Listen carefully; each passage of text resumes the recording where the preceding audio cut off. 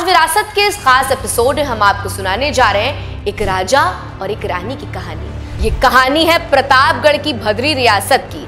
रघुराज प्रताप सिंह यानी कि राजा भैया, बाहुबली के लिए दबंग कहिए, तालाब में मगरमच्छ पालने का शौक रखने वाले, अपने इशारों पर नचाने वाला नेता। अब महल के भीतर से आवाज उठने लगी है। उनकी पत्नी भानवी सिंह, जो कभी उनके साथ विरासत का हिस्सा थी, आज वही तल्ख इल्जाम लेकर सामने आ रही हैं। भानवी सिंह ने यह भी कहा, मैंने 2020 में घर तब छोड़ा जब उसी महिला पत्रकार से मेरी कहासुनी के चलते आधी रात को राजा भैया ने मुझे पिस्टल लोड कर धमकी दे रहे थे। ताऊ के बाद बताइए क्या हुई आपके साथ, आप अपन सोच रहे हैं। मायावती सरकार के आदेश पर कुछ ऐसा हो रहा था जिसके बाद आम आदमी तो क्या, पुलिस प्रशासन ने भी नहीं सोचा था कि यूपी पुलिस की टीम ने एक ऐसे शख्स के घर पे छापा मारा है जहां कदम रखने से पहले लोगों की धड़कनें बढ़ जाती हैं। राजा भैया के बाहुबल से जुड़ी एक खौफनाक कहानी अभी भी कुंडा के लोगों के जहन में बनी हुई है। कहा जाता है कि कुंडा में उनके बंगले के पीछे वाले तालाब में एक नर कंकाल मिला था। रघुराज प्रताप सिंह उर्फ राजा भैया, बाहुबलियों के लिए दबंग कहिए, तमाम सुने अनसुने किस्से कहानियां उस शख्स के साथ जिसका नाम है रघुराज प्रताप सिंह उर्फ राजा भैया।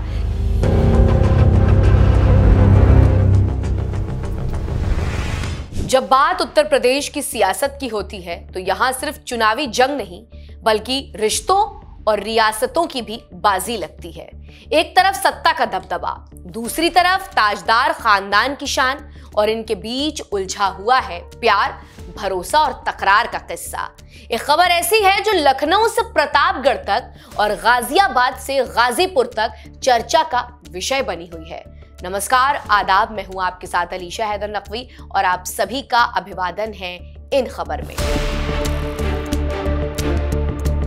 आज विरासत के इस खास एपिसोड में हम आपको सुनाने जा रहे हैं एक राजा और एक रानी की कहानी, जिसमें प्यार का रंग, धोखे का जख्म, सियासत का खेल और रियासत का रुतबा है। ये कहानी है प्रतापगढ़ की भद्री रियासत की, जहां रघुराज प्रताप सिंह उर्फ बाहुबली राजा भैया का नाम ताकत और खौफ के मायने माना जाता है। रघुराज प्रताप सिंह यानी कि राजा भैया, बाहुबली के लिए दबंग कहिए, तालाब में मगरमच्छ पालने का शौक रखने वाले, अपने इशारों पर नचाने वाला नेता। लेकिन इस दबदबे को फीका करने के लिए अब महल के भीतर से आवाज उठने लगी है। उनकी पत्नी भानवी सिंह, जो कभी उनके साथ विरासत का हिस्सा थी, आज वही तल्ख इल्जाम लेकर सामने आ रही हैं। सोशल मीडिया से लेकर अदालत तक उन्होंने बेवफाई, उत्पीड़न और भरोसे के टूटने की कहानियां सुनाकर राजा भैया को कटघरे में खड़ा कर दिया है। एक मीडिया हाउस से बात करते वक्त भानवी सिंह ने कहा कि राजा भैया 17 साल के करीबी रिश्तेदार तक को नहीं छोड़ा था, उसका अबॉर्शन कराना पड़ा था। बाद में इनके चलते ही उनकी दूसरी शादी तक टूट गई थी। उसे अपनी माइनर बेटी की कस्टडी तक कोर्ट से नहीं मिली। भद्री रियासत की बहू भानवी सिंह यही नहीं रुकी, उन्होंने बताया कि बंगाल की टीवी पत्रकार से राजा भैया का संबंध है। उन्होंने कहा कि जब इसे लेकर उन्होंने राजा भैया से पूछा तो राजा भैया ने मुझे इतना पीटा कि हॉस्पिटल में भर्ती होना पड़ा, पसलियां फ्रैक्चर हो गई थी। राजा भैया पश्चिम बंगाल की टीवी पत्रकार रही महिला से शादी करना चाहते हैं।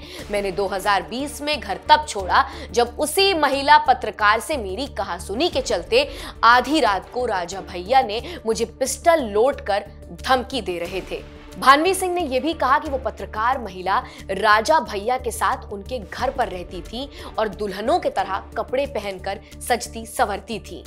पूरी कहानी अब हम आपको आगे बताएंगे, लेकिन उससे पहले आप ये ऑडियो क्लिप सुनिए जिसमें राजा भैया और उनकी पत्नी की गोली चलाने को लेकर बात हो रही है, और इसका ऑडियो खुद भानवी सिंह ने एक्स पर पोस्ट किया है।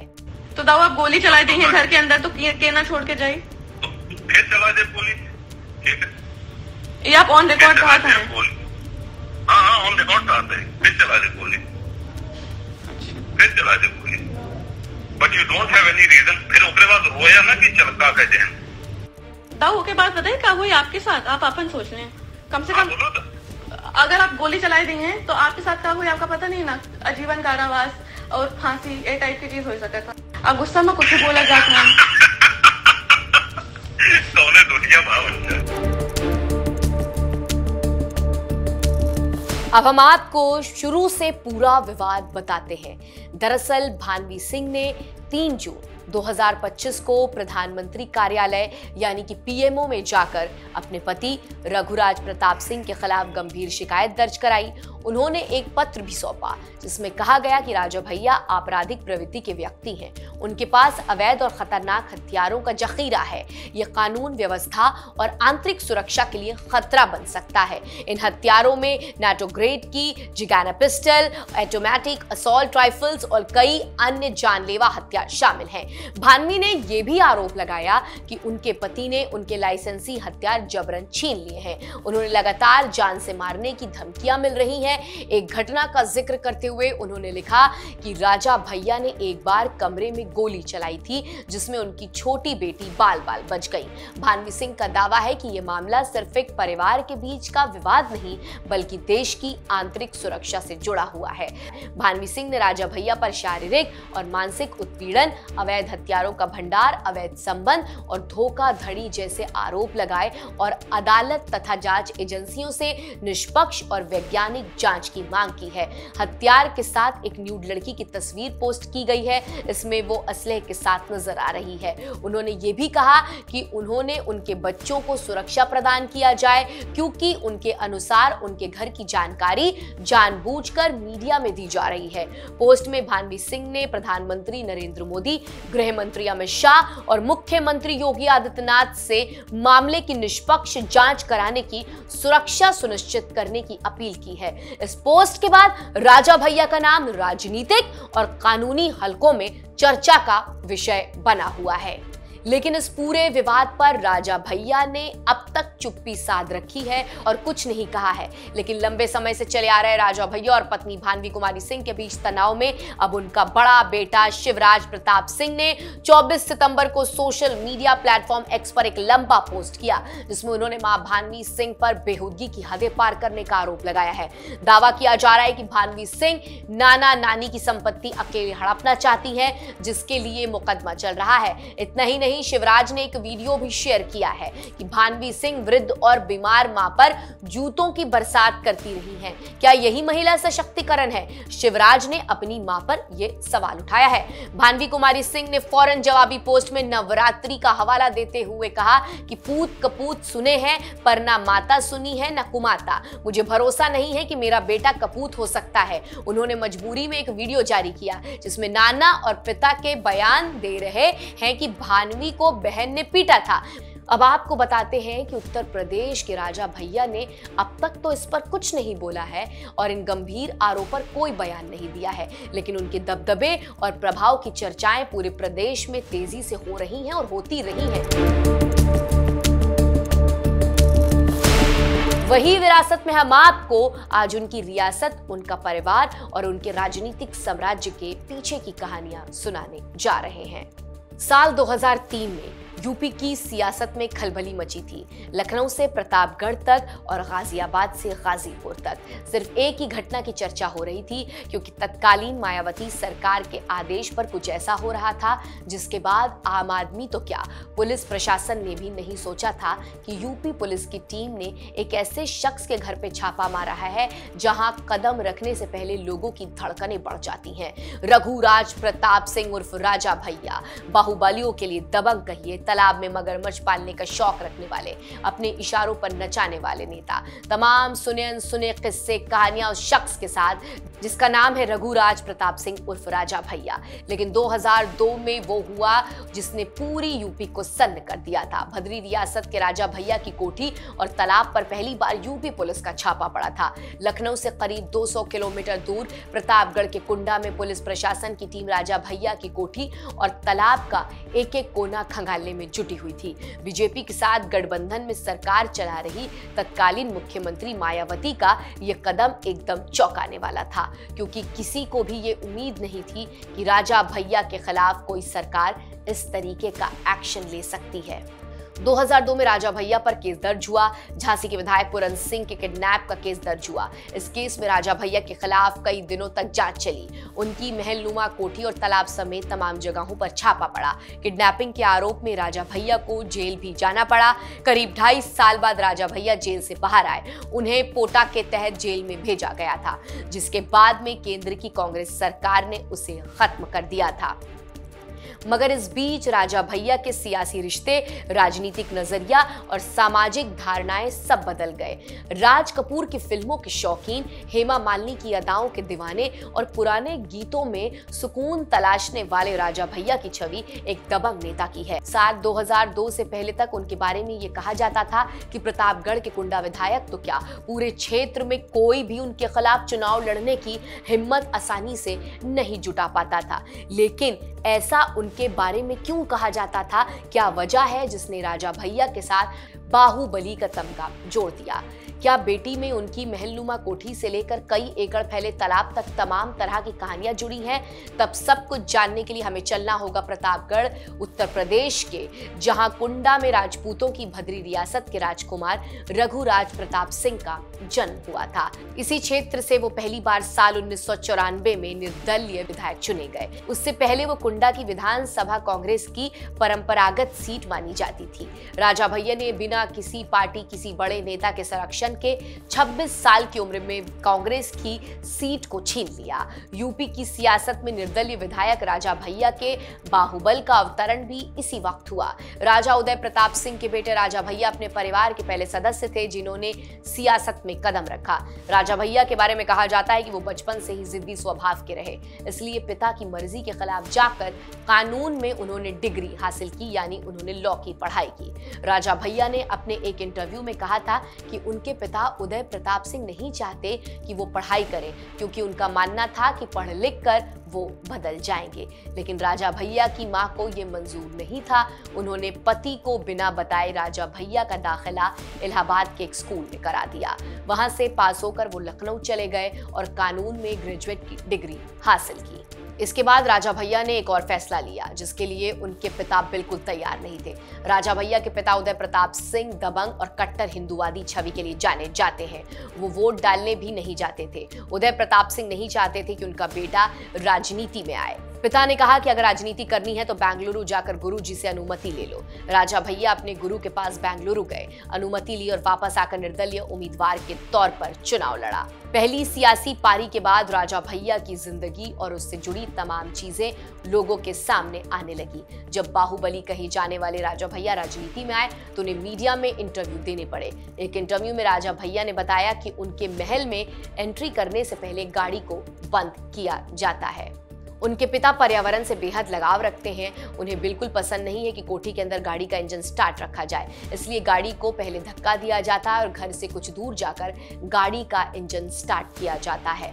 मुलायम सिंह यादव और कल्याण सिंह की सरकारों में मंत्री रह चुके राजा भैया के बारे में ये भी कहा जाता है कि कुंडा से लेकर पूरे प्रतापगढ़ जिले में उनका इतना प्रभाव है कि उनसे सीधे टकराने की हिम्मत कोई नहीं करता। लेकिन उनके बाहुबल, दबंगई और प्रभाव को 2002 में बड़ी चुनौती मिली। अपहरण कांड में राजा भैया के खिलाफ एफआईआर तक दर्ज हुई और उन्हें साल 2003 में जेल भेजा गया। मायावती ने राजा भैया को पोटा के तहत जेल में डलवाया था। उनके पिता उदय प्रताप सिंह और भाई अक्षय प्रताप सिंह को भी गिरफ्तार करके जेल भेज दिया गया था। इतना ही नहीं, कुंडा के बीच इलाके में राजा भैया की कोठी के पीछे वाले तालाब में मुख्यमंत्री मायावती ने सरकारी पक्षी विहार घोषित कर दिया था। कहा जाता है कि मायावती ने राजा भैया की दबंग और बाहुबली छवि को तोड़ने के लिए ये सब करवाया था। उस तालाब में मगरमच्छ होने के दावे किए गए थे, लेकिन जेल से बाहर आने के बाद जब राजा भैया से पूछा गया अगर तालाब में मगरमच्छ थे तो मछलियों को क्यों नहीं खा गए, तो राजा भैया ने इंटरव्यू में मुस्कुराकर जवाब देते कहा था कि ऐसा कुछ भी नहीं था। 2003 में बीजेपी के समर्थन से बनी मायावती की सरकार गिर गई। उसके बाद मुलायम सिंह यादव के नेतृत्व में समाजवादी पार्टी की सरकार बनी। मुख्यमंत्री बनते ही मुलायम सिंह ने राजा भैया को जेल से निकलवाया। जेल से छूटने के बाद राजा राजा भैया से मीडिया ने पूछा कि क्या वो मायावती से बदला लेंगे। उन्होंने जवाब दिया कि वो बदले की राजनीति में विश्वास नहीं रखते, लेकिन मायावती से सियासी रंजिश पर उन्होंने ऐसा बयान दिया जिससे दुश्मनी की आग को और भड़का दिया। राजा भैया ने कहा था, हाथ लगाकर क्यों गंदे हो, मायावती खुद अपने कर्मों से खत्म हो जाएंगी, हम हिंसा में विश्वास नहीं रखते। राजा भैया को मायावती सरकार में 10 महीनों तक यूपी की अलग अलग जेल में रखा गया था। इसके बाद वो जेल से बाहर आए और अपने बाहुबल का दमखम दिखाया। 2004 में मुलायम सिंह की सरकार में राजा भैया को खाद्य एवं रसद विभाग के मंत्री बना दिया गया। अब आपको बता दें कि यूपी पुलिस के क्राइम रिकॉर्ड की माने तो राजा भैया पर 45 से ज्यादा मुकदमे दर्ज हैं। ये मुकदमे यूपी में प्रतापगढ़, कुंडा, महाराजगंज, प्रयागराज, रायबरेली और लखनऊ समेत अन्य शासनों पर दर्ज हैं। इनमें हत्या की कोशिशें, लूटपाट और अपहरण जैसे संगीन मामलों में मुकदमे दर्ज हैं। इनमें से कुछ मुकदमों में राजा भैया को कोर्ट से राहत मिली है, कुछ शासन सत्ता के दबाव में वापस लिए गए हैं। हालांकि एक सच्चाई ये भी है कि मार्च 2017 में योगी सरकार के आने के बाद से राजा भैया के खिलाफ दर्ज एक भी मुकदमा वापस नहीं लिया गया है। बाहुबली का तमगा हासिल करने वाले राजा भैया के साथ राजनीति, दोस्ती, दुश्मनी और अपराध के आरोपों से जुड़ी तमाम कहानियां सुर्खियों में रही। उनके पिता उदय प्रताप सिंह के दौर में सियासी रंजिश का दायरा इंदिरा गांधी तक पहुंच गया। किस्सा कुंडा के राज परिवार और राजा भैया के पिता को लेकर अभी भी चर्चित रहता है। ये सच्ची कहानी नेहरू गांधी परिवार और भद्री रियासत के बीच अच्छे ताल्लुकात से शुरू हुई थी, लेकिन अब राजा भैया उदय प्रताप सिंह रियासत के बारे में खुलकर बोले तो वो अपने पिता की तरह गांधी परिवार के करीबी नहीं रह सके। उन्होंने विश्व हिंदू परिषद का दामन थाम लिया, जिसकी वजह से गांधी परिवार और उदय प्रताप सिंह के बीच मतभेद और मनभेद दोनों खुलकर सामने आए। राजा भैया के गुणों के सिवा गांधी परिवार की सियासी कर्मभूमि रायबरेली से जुड़ती है, इसलिए पूर्व प्रधानमंत्री इंदिरा गांधी को वहां पर बहुत सावधानी बरतनी पड़ती थी। गांधी परिवार से राजा उदय के रिश्ते खराब होते गए। एक दिन राजा उदय प्रताप ने भद्री रियासत को स्वतंत्र राज्य घोषित कर दिया। उदय प्रताप के रवैये की वजह से प्रशासन उन्हें नियंत्रित नहीं कर सका।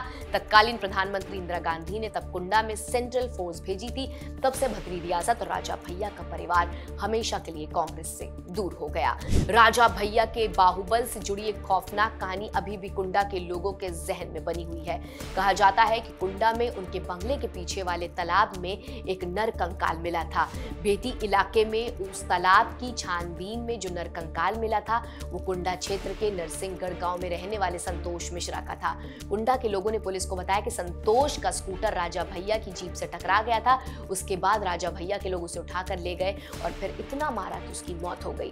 बाद में उसका शव बेती तालाब के पास दफना दिया। इस तरीके की तमाम आरोपों को राजा भैया सिरे से खारिज करते हैं। वो कहते हैं कि मीडिया ने उन्हें अक्सर डॉन बनाकर पेश किया है। यूपी पुलिस के दस्तावेज राजनीतिक विवादों की वजह से संगीन अपराध और दबंग छवि दिल्ली में सियासी स्वीकृतता के बावजूद उन्हें बाहुबली बनाते हैं। तो ये थी भद्री रियासत की अनकही कहानी, जहां प्यार, सत्ता और विवाद का संगम हर मोड़ पर नया रंग दिखाता है। विरासत में हम फिर मिलेंगे एक ऐसे एपिसोड के साथ जो खोल देगा नए राज और अनसुने सच। तब तक मुझे यानी अलीशा हैदर नकवी को दीजिए इजाजत और ऐसे ही तमाम अहम किस्सों के लिए देखते रहिए इन खबर।